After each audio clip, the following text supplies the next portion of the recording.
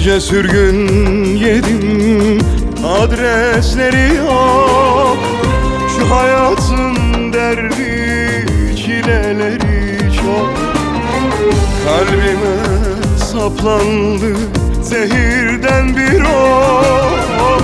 Kim vurdu ya gitti hayallerimiz. Sanki hep ileri attığımızda garip dünyamızı ettiler hep dar. Salın felekine hesabımız var. Kim vurduya gitti hayallerimiz. Kim vurduya gitti hayallerimiz. Kumar masasında feleğin elinde kaldık çaresiz.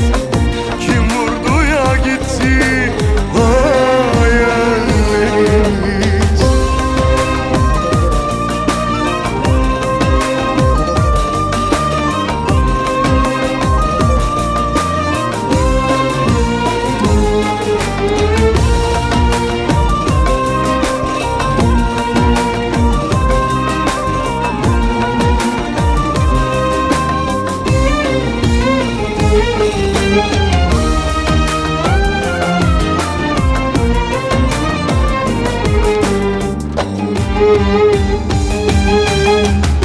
Şimdi yas tutman değil sırası.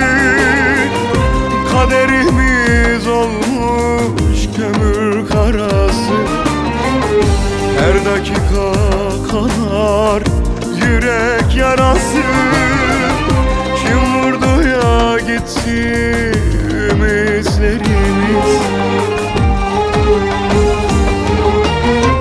Sanki hep ileri attığımızda garip dünyamızı ettiler hep dar. Salın felekine hesabımız var. Kim vurduya gitti hayallerimiz. Kim vurduya gitti hayallerimiz. Kumar masasında